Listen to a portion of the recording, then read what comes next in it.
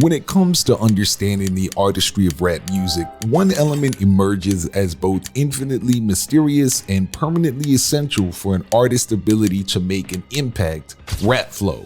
Imagine rap flow as the sonic fingerprint of an artist, a defining characteristic that sets the greatest of all time or the GOAT level artists apart from the rest. Furthermore, this mastery of flow isn't just a high watermark for established rappers, it serves as an invaluable guide for any budding artist looking to make their mark. However, over the years, rap flow has undergone monumental shifts, becoming more complex, then simplified, and then diversified.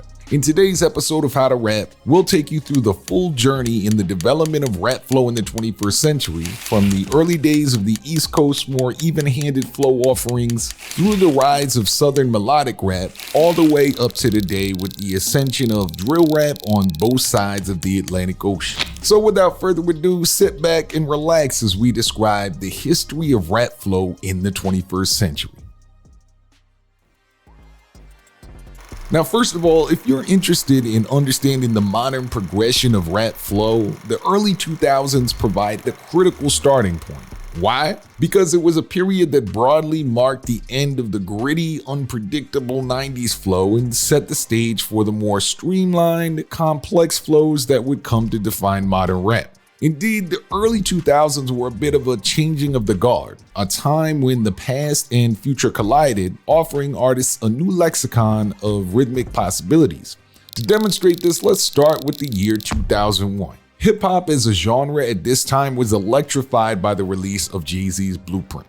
Indeed, this wasn't just another album, it was a pivotal moment that showcased an unorthodox yet polished approach to flow. In tracks like Breathe Easy, You Don't Know, and Never Change, Jay-Z introduces an almost paradoxical stop and start flow, as we'll call it.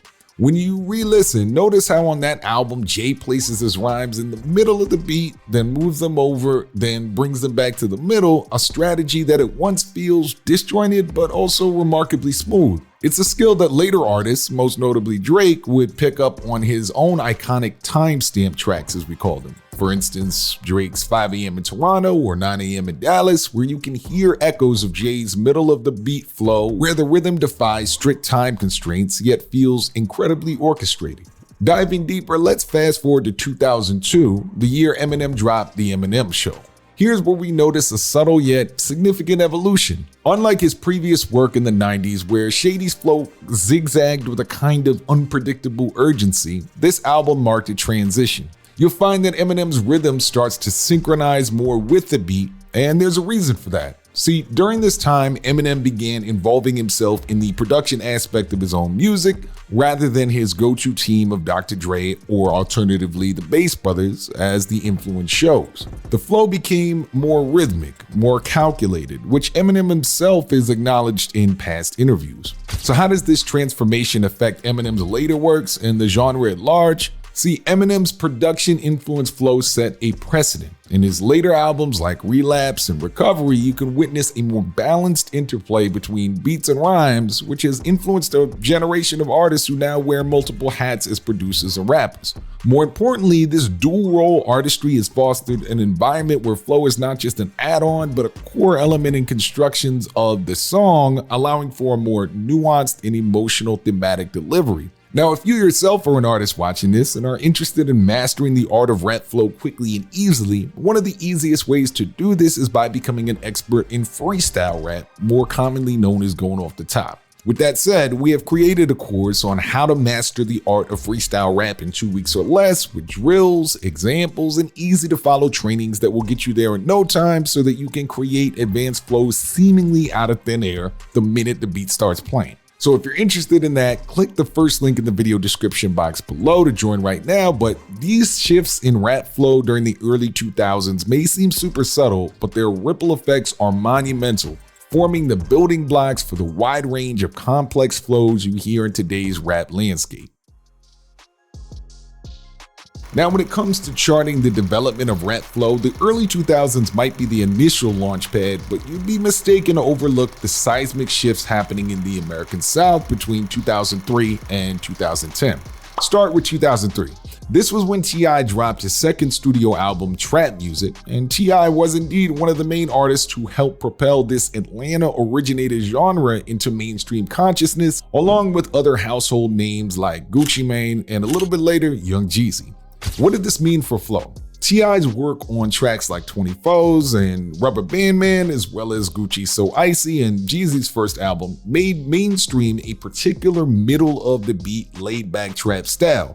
The roots of this particular style of flow can likely be traced back to earlier Southern acts like UGK and 8Ball and MJG, but what we see here is a foundational shift. T.I., Jeezy, and Gucci's approach to flow gave room for later artists like 2 Chainz to not only adopt, but also adapt these styles, embedding them into a wider rap culture that until then had largely been dominated by East and West Coast paradigms. Rolling into the middle of the decade, you can't ignore Lil Wayne's seismic impact, especially with his Dedication mixtape series. Forget for a moment that he was rapping over other artists' beats from various subgenres. The man demonstrated an extraordinary ability to stretch, contort, and adapt his flow to fit whatever sonic landscape he was conquering. We personally choose to call this development an elastic flow, but you really want to know the real secret sauce Weezy developed at this time? Wayne's recording process involved spitting just around 4 bars at a time without writing them down, a technique that allowed him the flexibility to adapt his flow seamlessly to the contours of any given beat. Forget the rigidities and straitjacket flows. Wayne's approach was like freestyle gymnastics over beats, a free-form expression that proved flow could be as variable as the artist behind it. And what Lil Wayne achieved at this time was nothing short of revolutionary. I mean, he turned the concept of flow into a shape-shifting entity, constantly morphing to adapt to new rhythms and beats. It was like seeing a jazz musician riffing live in his hometown of New Orleans, adapting to the mood of the room, the vibe of the audience, and the tone of the instrument. For real, it wasn't just that it changed the rules, he threw out the rule book and drew up a new one. So if T.I., Gucci, and Jeezy set the stage for the more even-handed, slower trap flow, Lil Wayne reminded us that the stage could be anything you want it to be, round, square, or amoebic. Now, as we approach the 2010s, another seismic shift was bringing the rap landscape, melodic flow. But if you're really locked in, you might point out that the true catalyst of this change predates the decade itself, Q 2008 and Kanye West's 808 and Heartbreak.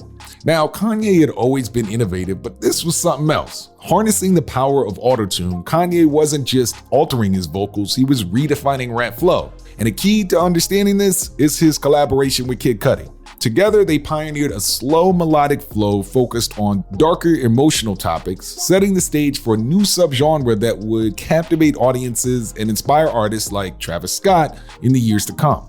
Now, move over to 2011 and enter Drake with Take Care.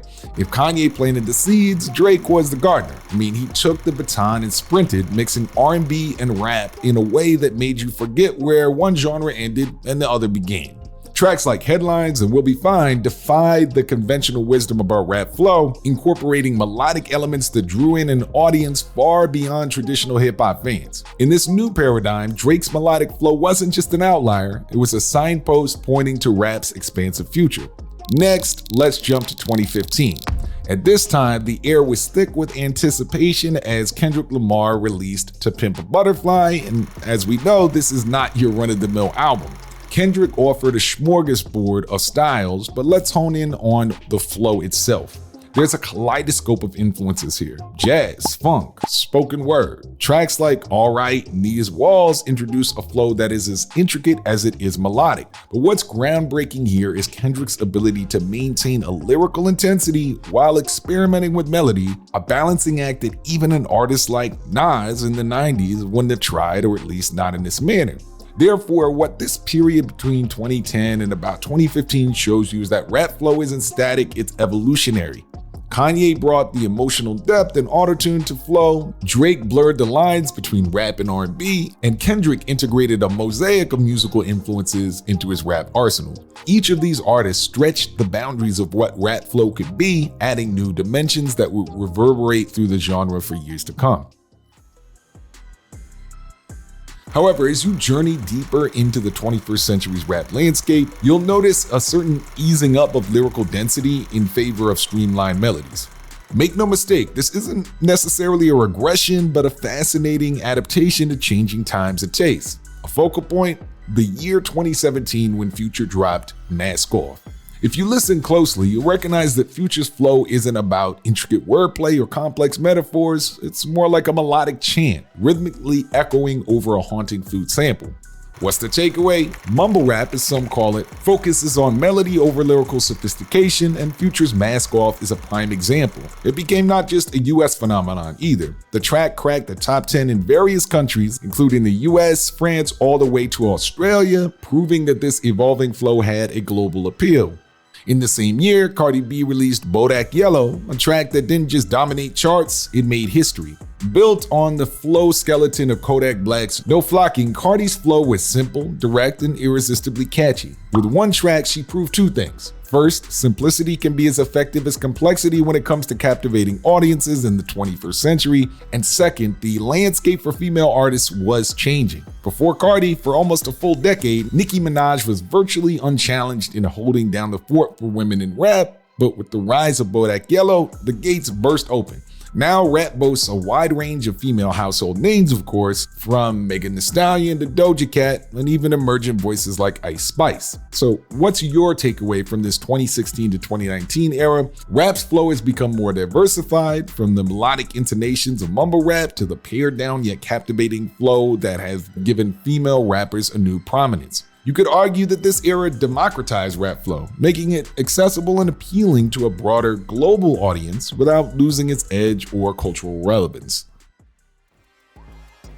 And last, 2020 is, of course, not only a year that will go down in history for its global upheavals, it also offered key developments in rap flow that we can't overlook. Let's start with Lil Baby and his reflective track, The Bigger Picture.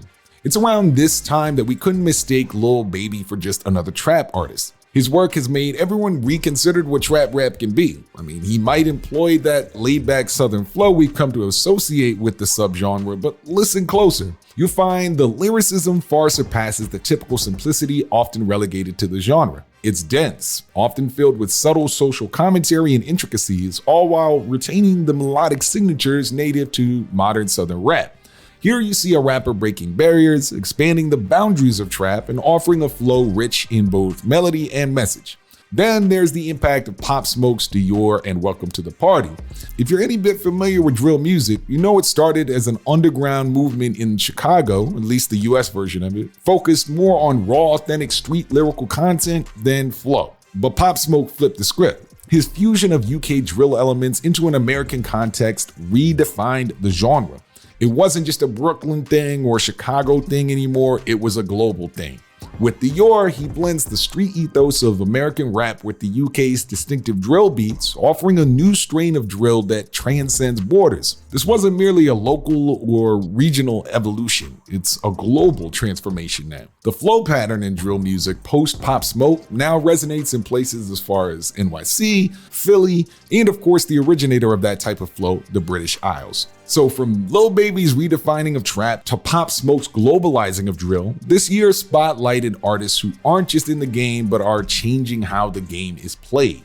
And now we'd like to see you in the comments. Which rapper do you believe has the best flow of all time? Who has the best flow? Can't wait to hear your opinions. And of course, if you're an artist watching this, be sure to visit the video description to master rap flow through the art of freestyle rap. Looking forward to hearing from y'all in the comments. I've been your host, the big homie Drew for How to Rap. I'm out.